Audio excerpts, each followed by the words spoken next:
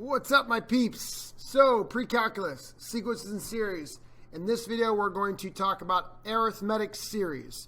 So, in the previous video, we talked about an introduction to series, and we kind of talked about what a series was, and we ended with this. We ended by saying, hey, listen, series are awesome, right? They're just adding numbers together. But adding, as fun as it is, can suck if you got to do it a lot. So, for example, here we have a summation starting with the first term, adding every term all the way to the 150th term, and that's just not fun to do. Now, there is a shortcut in the calculator. I'm not going to show it to you because that's cheating. I want to be able to do this with a formula. And this formula was invented or founded by an old mathematician, Carl Gauss. So, here it is. This is for arithmetic sequences only.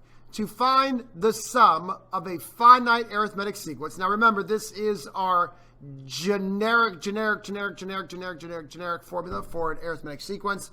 But if you are an arithmetic sequence, here is how you can find the sum of the first n terms. So once again, remember sigma notation. Here we're going to start with the first term. We're going to end with the nth term, whatever term that is for a specific problem. And remember, this represents the formula to find any term we want. But this only works if that formula is arithmetic. So here is the formula to find the sum of an arithmetic sequence, which is called a series. Now, this formula bypasses having to add together all your terms. First term, plus second term, plus third term, plus fourth term, plus fifth term, plus sixth term. You don't have to do that anymore. Just gotta use this formula. So let me take my time to explain all the parts of this formula. First, we have n. N is how many terms you're adding together. So you need to really think hard. How many terms am I adding together? That's what number goes right there. Then in parentheses, you're going to take the first term. Now, I wrote a sub 1 here, but I actually don't mean a sub 1. I mean the first term we care about. And I will show you an example what I mean by why it's not necessarily the first term. It's the first term we care about. I'll talk about that in a moment. But that's what goes right there. And over here, we're going to add the last term we care about. So to find the summation, we don't need all the terms. We just need the first term that we care about and the last term that we care about. Now, how do you find the first term? Plug in 1.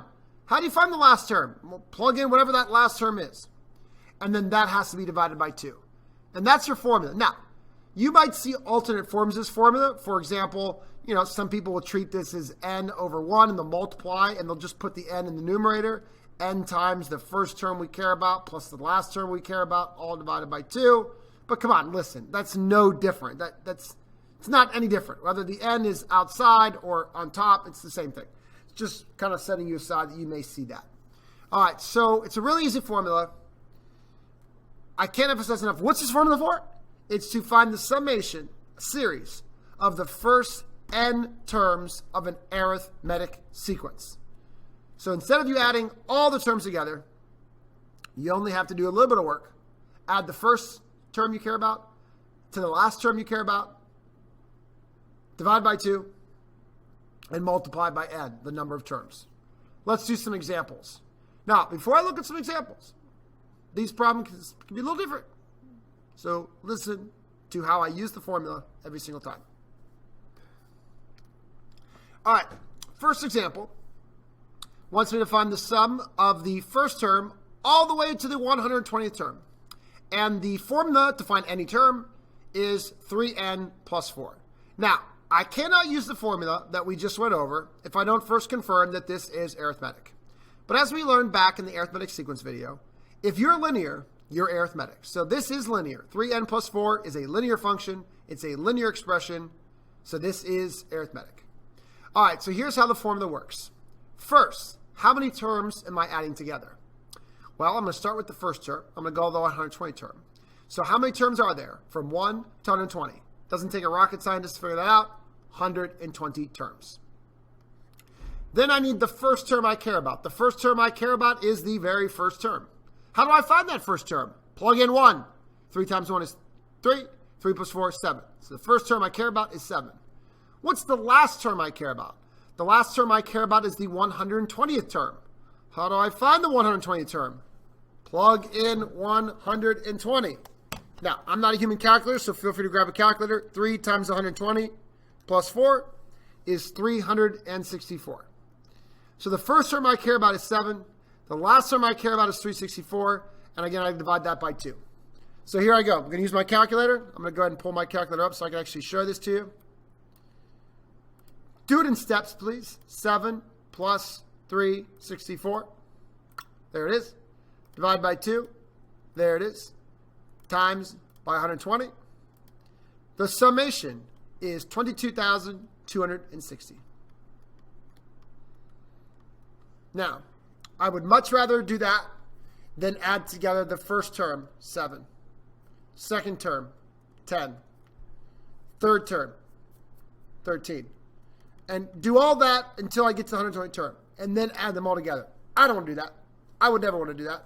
This is much easier. All right, next example down here at the bottom. Once again, now I'm adding the 5th term all the way to the 100th term. That's going to make a change to things. And is this arithmetic? Because I cannot use the formula I just went through with you unless it is arithmetic. Yes, it's arithmetic because it's linear. As long as you're linear, you're arithmetic. Linear means your biggest degree is 1. There we go. Okay, so here I go. How many terms am I adding together? Well, most kids are just going to say 100. No, because I'm not starting at 1. I'm starting at 5. So if I start at 5, that means I'm not again, second errors, most kids will say, oh, 95 terms. 100 minus 5, 95. No, you're still wrong. Think about it. I'm not using the first, second, third, or fourth term. So there's 4 terms I'm not using. So there's actually 96 terms that I'm adding together. If I start with 5 and I count to 100, that's 96 terms. Easiest way to think about it is I'm not using 1, 2, 3, and 4. 100 minus 4 is where I get 96 from. Now, what's the first term? Don't plug in 1, because the first term is if you plug in 1. The first term is 5. Plug in 1, you get 5. But I'm not starting with the first term.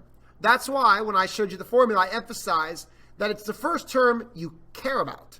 The first term I care about is the 5th term. Negative 2 times 5 plus 7 is negative 3. So again, don't just jump and use the first term. It's the first term you care about, which in this problem is the 5th term. Plus, the 100th term is the last term that I care about. Negative 2 times 100 plus 7 is negative 193. All divided by 2. Once again, I'm going to grab my calculator, do it in steps. Negative 3 plus negative 193. Divide that by 2. Times that by 96. There we go. Negative 9,408. Negative 9,408 is the summation of all terms starting at 5 going to 100. Definitely would never want to do that by hand. Formula works. All right, let's do another example. Again, this formula works if you use it correctly. I literally can't emphasize that enough. And the more examples we use, the more practice we'll get. All right, what am I doing? I'm adding the 0th term. Now that's kind of weird, but series, that makes sense. Sequence, that wouldn't make sense, but it makes sense here. All the way to the 100th term. And is this arithmetic? Well, I cannot use my formula if it's not arithmetic. And this is arithmetic, again, because it's linear. My biggest degree is 1 there. This is clearly linear. 5n minus 9 is a linear function. So here I go. How many terms are there? 0 to 100. Be careful. There are 101 terms because I'm including 0. So the first term through 100, 1 through 100 is 100. And then I'm adding in that extra 0th term to get 101 terms. The first term I care about is not the first term. The first term I care about is the 0th term. Plug in 0, you get negative 9. Plus, the last term I care about is the 100 term. 5 times 100 minus 9 is 491. I can't stress enough.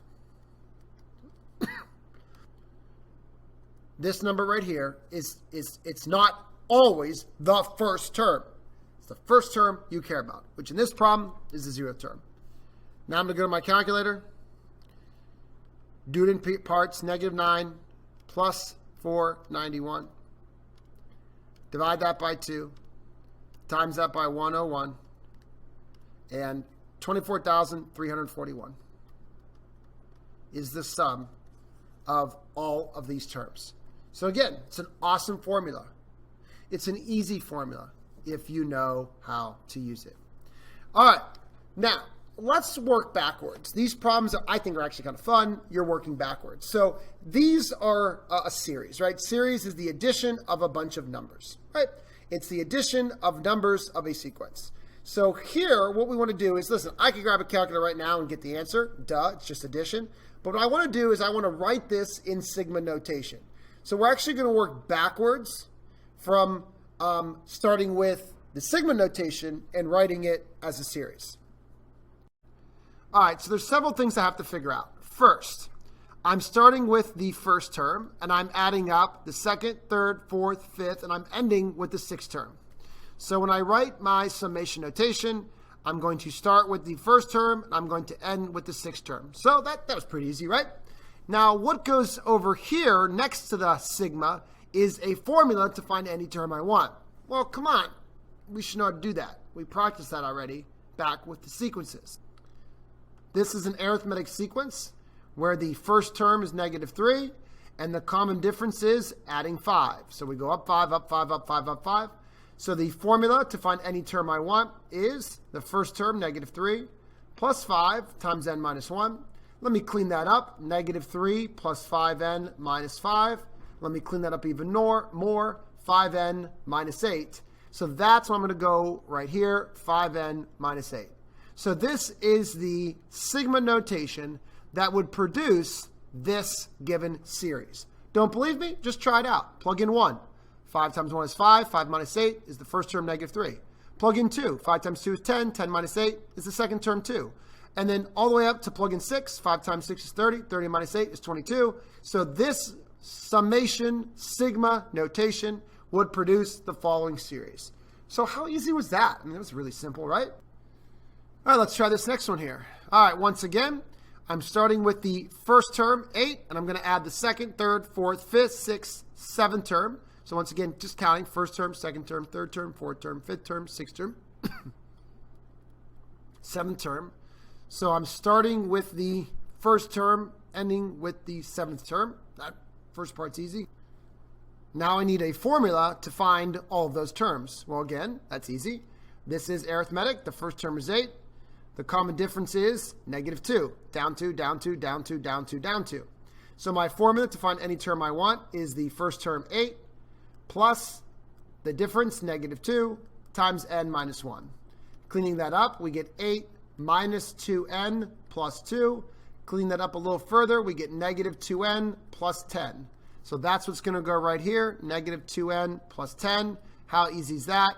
There is my sigma notation, and if used properly, would produce that following series. Just try it out, make sure it's right. Plug in 1, -2 times 1 is -2, plus 10 is 8. Plug in 2, -2 times 2 is 4, or -4. -4 plus 10 is 6, and again, it will work all the way to the seventh term. And this summation notation would produce that series. How easy was that? Pretty cool, right? All right, let's do one more here. Now, this one is super hard. This one involves some algebra, and you know how much I love algebra, so you're going to love this problem. All right, same thing. I want to write out the summation here. Okay, well, here I go. Well, here's what I know. I'm going to start with the first term of 3, and I'm going to add the second term, 14, to the third term, 25, to the fourth term, and then there's a ... Okay, so that means I'm just kind of skipping over a bunch of terms. I'm going to end with the 597, which I don't know what term that is. Okay, so let's see here. So here's my sigma notation. I am starting with the first term, but I don't know where I'm ending. I'm going to have to figure that out somehow. Okay, but what goes next to the sigma notation is a formula to find any term I want, and I do know that. The first term is 3. And the common difference is going up 11. 3 plus 11 is 14, plus 11 is 25, plus 11 is 36. So, okay, so I can easily generate my formula for any term. Let's see here. So it's the first term plus the difference 11 times n minus 1. Let me clean that up. 3 plus 11n minus 11. Let me clean that up even more. 11n minus 8. Okay, so that's what goes right here. So I almost have the whole thing done. The only thing I need to figure out is what term do I end with? What term is this? Well, okay. Well, okay. 11n minus 8 can find me any term I want. And I want to know what term is the 597. So 597 would come from what term? What term produces 597? So 11n minus 8 produces whatever term I want. And I know the term is 597. So all I got to do is algebra to solve for what term number this is. Oh my gosh, how easy is this? So 597 plus 8 is 605. Sorry, 605. And then I got to divide by 11. And I get 55. So that means that 597 is the 55th term, and that's what's going to go on top. So I'm going to erase my question mark, fill that in with the 55. So there we go. How easy is that? That is a formula to find, well, any term I want. And it's going to find the summation 1 through 55. And to get all these terms is the formula 11n minus 8. Now, let's take this a step further. Let's actually find the summation. Let's just do a quick review of using the proper formula.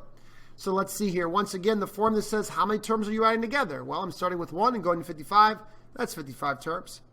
Now, the first term I care about is, it's already found for me. It's 3, right? But let me just confirm. Plug in 1. 11 times 1 is 11. 11 minus 8 is 3. Plus, what's the last term I care about? Well, I already know that, 597. But just to confirm, plug in 55. 11 times 55 minus 8, guess what? 597, all divided by 2. So I kind of already knew a lot of the stuff that I needed, which was nice. So now I'm going to go to my calculator. 3 plus 597. Divide that result by 2. Times that by 55. 16,500. Simple, simple, simple. All right, let's take a look at a couple more examples here. All right, this one says, find the sum of the first 100 odd numbers. So, all right, well, So it didn't really give me much, but hold on a second. I can do this, right? Let's start a list. The first 100 odd numbers. That would be the first odd number is 1, then 3, then 5, then 7, then 9. Now, I don't want to keep doing this, but at least I know where I'm on track to find here. So that is definitely arithmetic, up to. So let's find a formula to generate any term I want. So that's going to be the first term plus 2 times n minus 1. Again, the first term is 1. The common difference is 2. Clean that up. We get 1 plus 2n minus 2. That's going to be 2n minus 1. Plug in 1. 2 times 1 is 2. 2 minus 1 is the first term 1.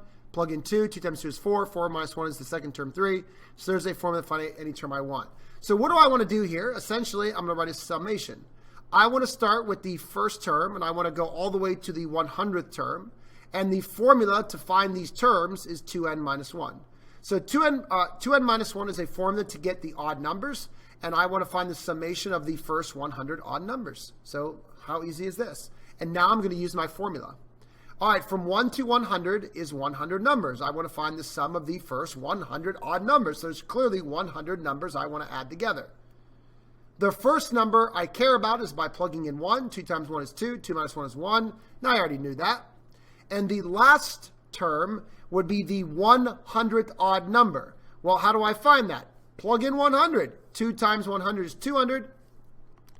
200 minus 1 is 199. So 199 is the last of the odd numbers I care about, or again, it's the 100th odd number. And again, all divided by 2. All right, so here I go. 1 plus 199. Divide that by 2. Times that by 100. And 10,000. There you go.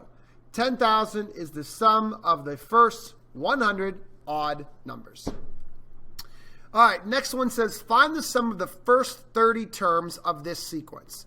Now, 7, 10, 13, 16, 19, so they want me to find the sum of the first 30 terms of this sequence. So I am starting with the first term, which I know is 7. So the first thing I should probably do is come up with a formula to find any term I want. So is this arithmetic? Sure is. Up 3, up 3, up 3, up 3. So the first term is 7. The common difference is 3. So let me go ahead and create my formula for any term. That's going to be the first term 7 plus the difference 3 times n minus 1. Let's clean that up real quick. 7 plus 3n minus 3 is 3n plus 4. Okay, so there's my formula. So essentially what I want to do is I want to find the sum of the first 30 terms, starting with 1, going to 30, of the formula 3n plus 4. So plug in 1, you get 7. Plug in 2, you get 10. Plug in 3, you get 13. So again, this is generating those terms for me. But now I want to use my formula because I want to be able to quickly find the sum of the first 30 terms. So 1 through 30 is 30 terms. The first term I care about is found by plugging in 1, or I could just look right here. Either way, I get 7. Now, what's the last term I care about? Well, that's the 30th term, because I want to stop once I get to the 30th term. How do I find the 30th term? Plug it in, plug it in. 3 times 30 plus 4 is 94. So the 30th term is 94. And again, once I have this formula to find any term I want, boy, is that easy. All divided by 2. So I'm going to jump to my calculator. 7 plus 94. Hit enter. Divide that by 2. Hit enter. Times that by 30. The sum is 1515. 1,515. How easy is that? I mean, it's so easy. Love it. All I'm doing is generating my summation. And once I have that summation, I have this awesome formula that I could use. Again, as long as you know how to use the formula. Let's do one more problem. All right, this one says, find the 175th partial sum of the sequence. Okay, so I got a sequence, but what is the 175th partial sum? Okay, this is just a fancy way of me saying, find the sum of the first 175 terms. It's just a partial sum, right? Because technically sequences are infinite. They go on forever.